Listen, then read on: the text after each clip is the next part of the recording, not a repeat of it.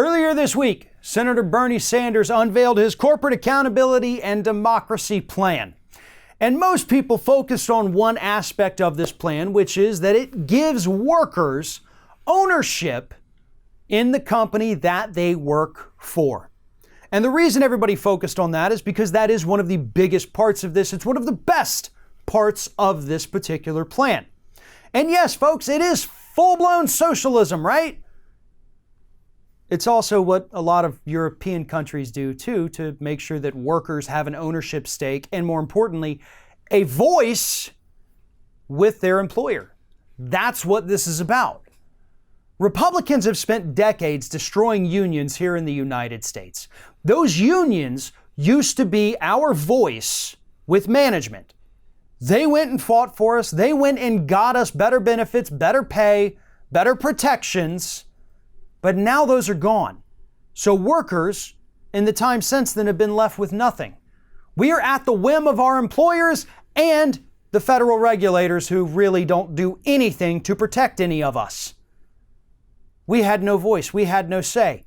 Productivity in recent years has continued to go up, up, and up. Meanwhile, average pay has been stagnant for decades. So we're putting in more. We're getting fewer benefits. But the people that own the companies are making more. And Bernie Sanders came along and said, this is crazy. We have to change this. And that's what this plan is all about. Here are the specifics. Giving workers the power to directly elect at least 45% of their firm's board of directors. Requiring large corporations and all publicly traded companies to provide at least 2% of stock to their workers every year until the company is at least 20% owned by employees. Now, what those two parts of this plan do, 45% of the board gets elected by the workers, 20% of the stock is owned by the workers and the workers only. That's what gives them a voice. They now have a say. They have a say in how the company is run. It's kind of replacing that union voice that used to be there. Now they have it in the form of stock control. That's important. Rolling back all of the disastrous corporate tax breaks enacted under Trump, closing corporate tax loopholes, and demanding that large corporations pay their fair share of taxes. Halting the corporate mega mergers and retroactively undoing mergers that have taken place under Trump, and eliminating corporations' use of offshore tax havens. According to the campaign, this is going to raise roughly $3 trillion in revenue over the first 10 years. $2 trillion of that would go to pay for the Green New Deal, which would create more jobs in this country, would help us right the course on climate change. It's a good plan.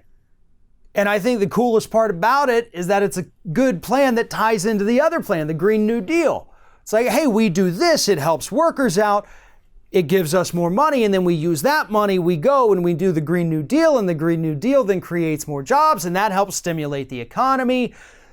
Win-win-win situation for everybody involved, except, of course, those at the very top 1% who they're not going to make as much money.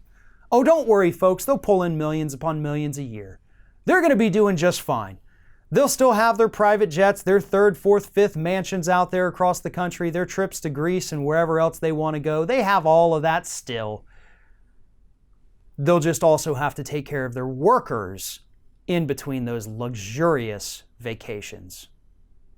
Thanks for watching, everybody. And don't forget, if you like what you see here, like, comment, share, and subscribe to our channel. And now you can also become a member of Ring of Fire and get exclusive early access to certain Ring of Fire videos all throughout the week. Just click on the little join button right below the video.